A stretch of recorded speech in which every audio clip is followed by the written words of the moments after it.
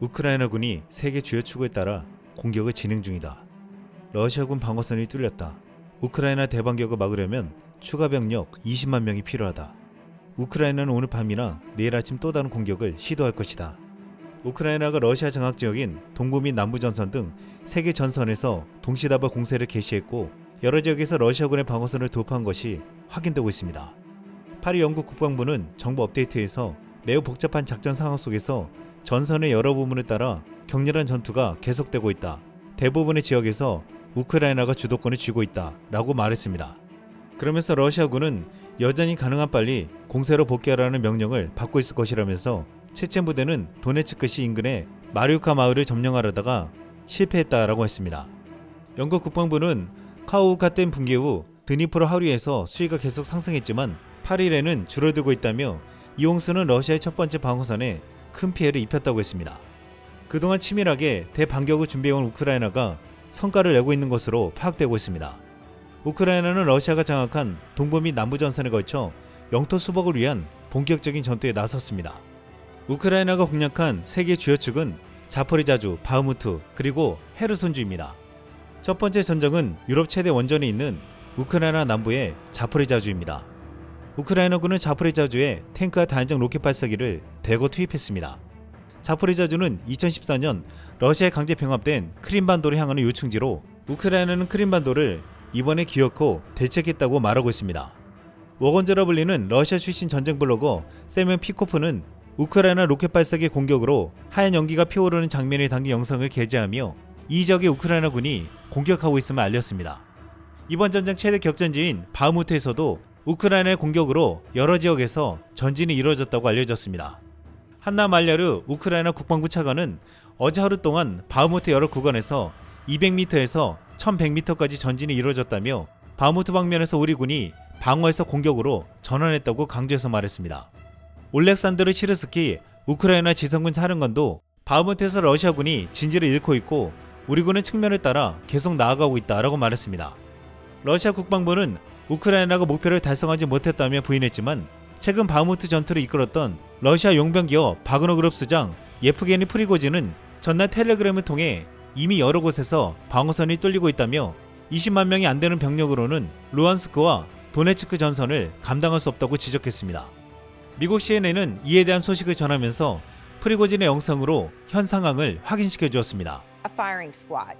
Chief of Russia's private army, Yevgeny Prigozhin, saying he's certain there will soon be major Russian losses on the battlefield in Ukraine and a loss of territory inside Russia. Я абсолютно в этом уверен. We will now suffer serious losses. I am absolutely certain of it. Now we are certainly losing some Russian territory, this part being in the Russian Federation. This comes as Ukrainians are making gains around the key city of Bakhmut, and Sam Kiley is out front. Ukraine's 3rd Assault Brigade is in action near Bakhmut. And they claim they're making advances around the city. But their attack is dependent on Soviet-era weapons.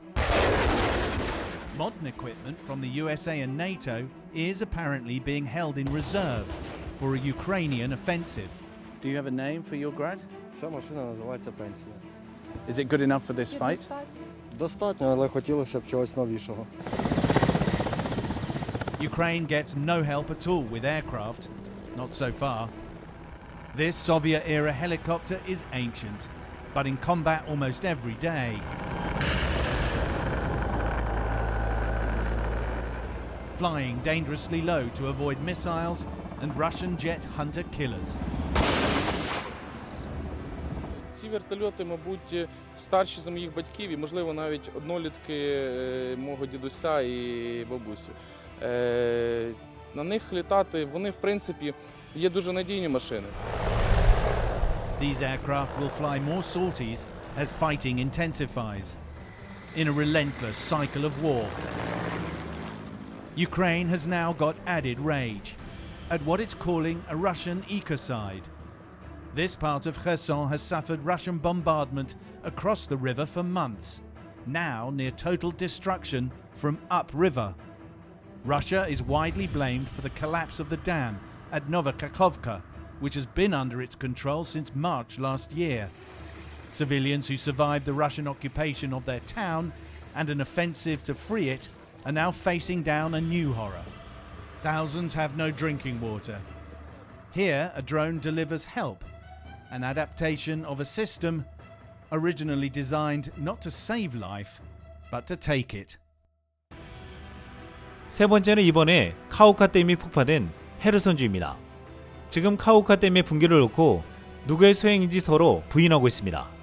우크라이나 젤렌스키 대통령은 7일 러시아가 전투에서 질 것을 알고서 이 일대 영토 수복을 어렵게 하기 위해서 카오카 댐을 폭파시켰다고 했습니다. 러시아는 우크라이나의 소행으로 보았지만 러시아가 계획한 흔적들이 포착되고 있습니다. 실제로 댐 붕괴가 러시아 점령지 탈환을 위한 우크라이나의 본격적인 반격이 시작된 시점에서 벌어져 이번 전쟁의 향방에 상당한 영향을 미칠 것이라고 분석되고 있습니다.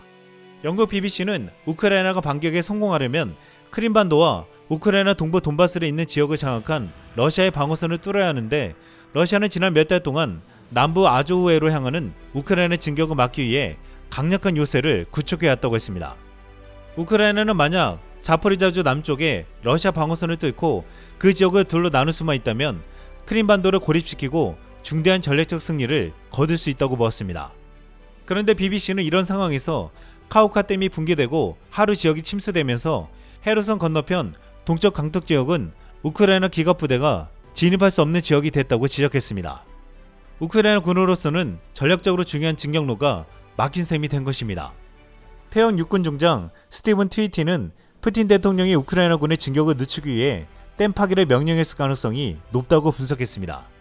지금 우크라이나의 대반격을 막지 못하면 완전히 밀리는 상황에서 시간을 벌기 위해서 한 것이라는 것입니다. 영국 BBC는 우크라이나 반격 상황을 보도하면서 지금 러시아가 얼마나 당하고 있는지를 상세하게 설명해 줬습니다. Justin, great to have you on the programme. Thanks very much. Let's bring in the BBC's World Affairs editor, John Simpson. He's there in the newsroom. John, as Justin was just concluding there, the Reuters news agency quoting Ukraine's foreign minister telling Reuters that Ukraine has enough weapons to begin its counter-offensive. Every strand of information points us to the early stages of this much-anticipated move. Yes, I think it does, but we're still at the kind of psychological level at the moment. We're not at the real hard weapons level yet. We're still at the Ukrainians' attempt to freak the Russians out, frankly. And there were two things which I thought were rather interesting. One is the leader of the Vostok battalion in Donbass, that's the pro-Russian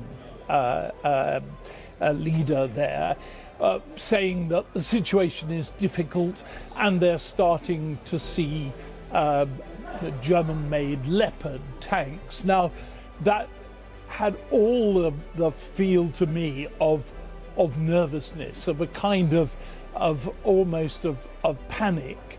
Really, at the moment, as far as we can tell, the Ukrainians are just probing, trying it out, as Justin was saying just then. They're not launching their major blows yet, and yet here is the head of the Vostok battalion starting to say the situation is really getting difficult, and we've seen these tanks. I very much doubt whether they've seen any German tanks at the moment, because the Ukrainians are going to want their German-made and British-made tanks to be part of a major push-through, not going to use them in the earlier stages. That sounds like panic. The other thing I thought was interesting was that Yevgeny Prigozhin, the head of the famous, infamous, you could say, Wagner group, is already saying Russian troops are dropping back near Bakhmut. He's always trying to do the Russian, the traditional, the standard Russian army. He's always trying to do it down in favor of his own troops. And that too sounds like a bit of nervousness, a bit of pre-match nerves, if you like. Yes. And John, just briefly, I suppose already we're into the information war battle. Absolutely. I don't know whether you saw that that video that the Ukrainian military put out of all the different soldiers putting their fingers in front of their lips. Nobody's to talk about exactly what's happened. It's a deliberate attempt, I think, to unnerve the Russians, who are already feeling that they're one down. They know that they're not in a terribly strong position. They've got these defenses that they've built up, but their morale is pretty low. 우크라이나는 현재까지도 대반격이라는 표현을 극도로 자제하는 분위기입니다. 올렉시 다닐로프 우크라이나 국가안보보좌관은 반격의 시작은 우리 군이 결정할 것이라며 한번 반격이 시작되면 모두가 이를 알게 될 것이고 보게 될 것이라고 강조했습니다. 이번 우크라이나군의 대반격에 떨고 있는 프리고진의 인터뷰를 보고서 한 해의 네티즌은 이렇게 말했습니다. 3일 안에 우크라이나를 점령할 수 있다고 했지만 이젠 러시아 연방 국경에 손실이 있을 것이다. 이상 쓸모왕이었습니다.